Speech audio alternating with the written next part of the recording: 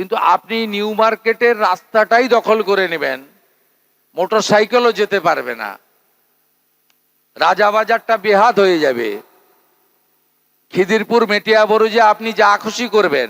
Specific Singur এবং tata, এটা নিয়ে আমি এই মুহূর্তে আপনাদের বলবো না। প্রথমত বলি, টাটাকে এখানে আনবো আমরা, এবং সিঙ্গুরে যে জমি, সেই জমি সরকারের হাতে এখন নেই। বিগত সরকার তার মালিকানা ওখানকার কৃষকদের দিয়ে দিয়েছে, বা ওখানকার জমির মালিকদের দিয়ে দিয়েছে, যারা ওই জমিতে না সর্ষের চাষ করতে পারছেন, না আলু ফলাতে পারছেন, না ধান করতে পারছেন। ফাইনালি যে মাছ চাষের চেষ্টা করা হয়েছিল বিগত সরকারের সময়, না মাছ চাষ করতে পারছেন। ওই মাটির সঙ্গে টাটার রড, সিমেন্ট সব কিছু মিশে রয়েছে। ওই মাটির নেচারই চেঞ্জ হয়ে গেছে। আমাদের শিল্প পুনর্গঠন দপ্তরের দায়িত্ব পেয়েছেন এর রাজ্যের অত্যন্ত সিনিয়র 5 বারের এমএলএ তাপস রায়। শিল্প দপ্তরের টিমও ভালো রয়েছে।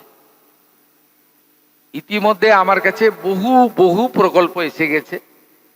আমি বিগত সরকারের মতো মিথ্যাচার আর ফটো সেশন করতে চাই না। আমি এক্ষেত্রে প্রপোজালগুলো খতিয়ে দেখার জন্য শিল্প সচিব বন্দনা যাদবের নেতৃত্বে টিম বানিয়ে দিয়েছি। সংশ্লিষ্ট দপ্তরে মন্ত্রী এতদিন ছিলেন না, গত 2-3 দিন হলো মন্ত্রী জয়েন করে গেছেন। তারা প্রাথমিক ঝাড়াই বাছাই করার পরে, খুব খোলা কথাই বলে দিই, যতগুলো রাজ্য অর্থনৈতিকভাবে এগিয়েছে, শিল্প বিনিয়োগ এর ভিত্তিতেই এগিয়েছে। যতগুলো রাজ্যে বেকার শূন্য হয়েছে, সেই বেকার শূন্য করার ক্ষেত্রে 3 ধরনের প্রক্রিয়া চালিয়েছে তারা। একটা হচ্ছে রাজ্য সরকারের বিভিন্ন স্তরের ভ্যাকেন্সি যোগ্য মেধাবীদের দেওয়া, পুলিশ থেকে শুরু করে শিক্ষক পর্যন্ত। দ্বিতীয় হচ্ছে প্রধানমন্ত্রীজির পিএমইজিপি থেকে শুরু করে, মুদ্রা যোজনা থেকে শুরু করে,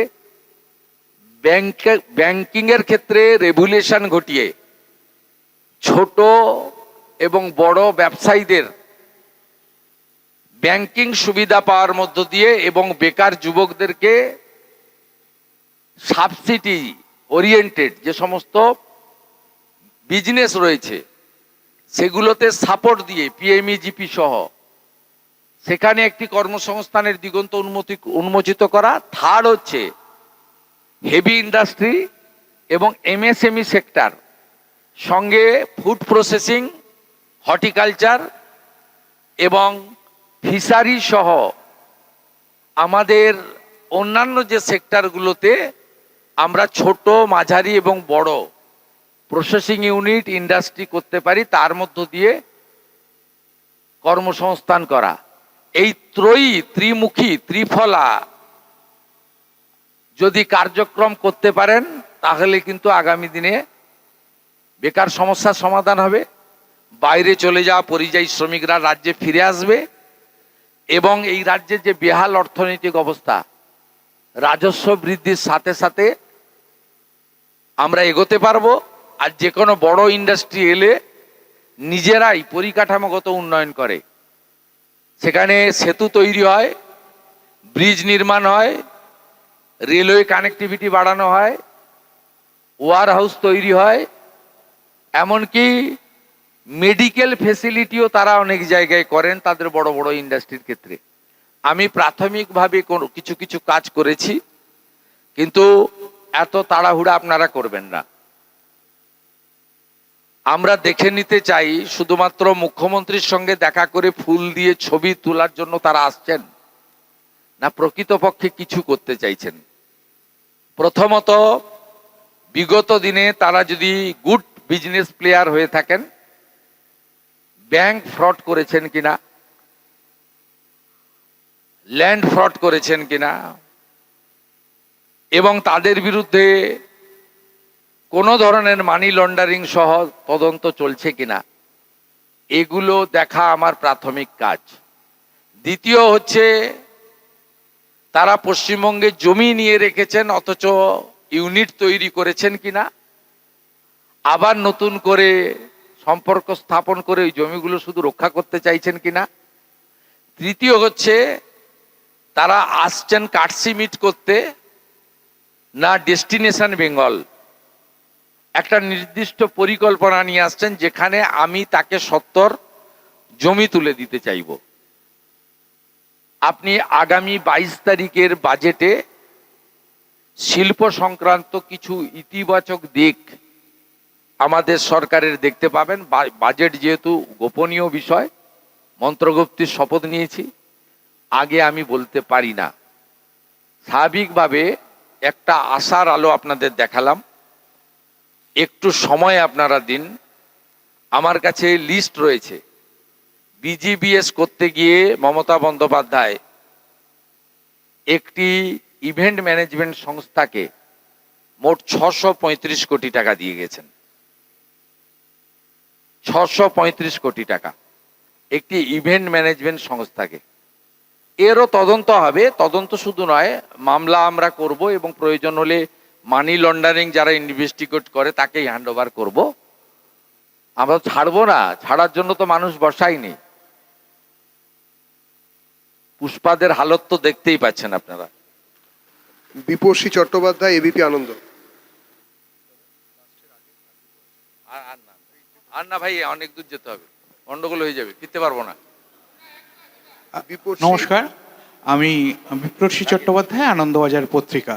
আপনার কাছে দুটো প্রশ্ন। সেটা হচ্ছে, আপনি এইমাত্র বললেন যে আপনার এই যে নতুন সরকার চলছে তার অন্যতম উদ্দেশ্য হচ্ছে প্রান্তিক মানুষের তাদের যে স্বার্থ সেগুলোকে সুরক্ষিত করা।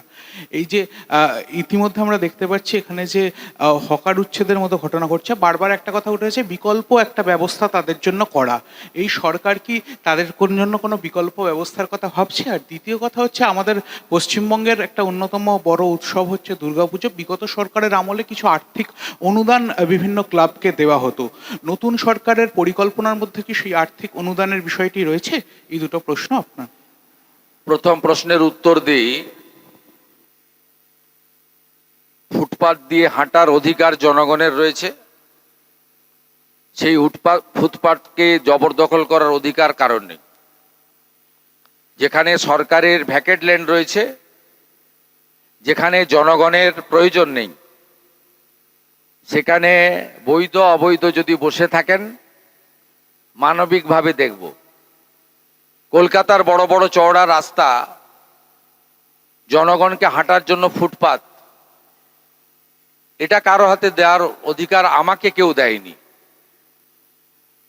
আমাকে পাবলিক ভোট দিয়ে জিতিয়েছে, বিজেপি এবং এমএলএরা আমাকে মুখ্যমন্ত্রী বানিয়েছে। আমি জনগণের প্রতি দায়বদ্ধ। আপনার জনগণের স্বার্থ যেখানে যুক্ত রয়েছে সেই স্বার্থ সর্বাধিক অগ্রাধিকার পাবে। মুষ্টিমেয় কোনো ব্যক্তি বা গোষ্ঠী তার স্বার্থ আমার কাছে অগ্রাধিকার পাবে না। আমরা মানবিক, যেখানে অচল মার্কেট রয়েছে, উদ্বৃত্ত জায়গা রয়েছে, প্রাথমিকভাবে আপনারা সরে যান। ইউডিএমএ ডিপার্টমেন্ট আস্তে আস্তে আপনাদের জন্য সরকারি স্কিম নিয়ে আসবে। হকারদের জন্য ভারত সরকারের শ্রম দপ্তরের স্কিম রয়েছে, তার সুযোগ আপনারা পাবেন এবং অন্যান্য সুযোগ পাবেন। কিন্তু আপনি নিউ মার্কেটের রাস্তাটাই দখল করে নেবেন, মোটর সাইকেলও যেতে পারবে না, রাজাবাজারটা বেহাত হয়ে যাবে, খিদিরপুর মেটিয়া বরুজে আপনি যা খুশি করবেন। এটার জন্য কিন্তু আমাকে মুখ্যমন্ত্রী করেনি পাবলিক। আমাদের ভিডিও ভালো লাগলে লাইক এবং শেয়ার করুন, কমেন্ট সেকশনে গিয়ে জানান আপনাদের মতামত। আরও ভিডিও পেতে আমাদের চ্যানেল সাবস্ক্রাইব করুন এবং প্রতি মুহূর্তে খবরের আপডেট পেতে প্রেস করুন বেল আইকন।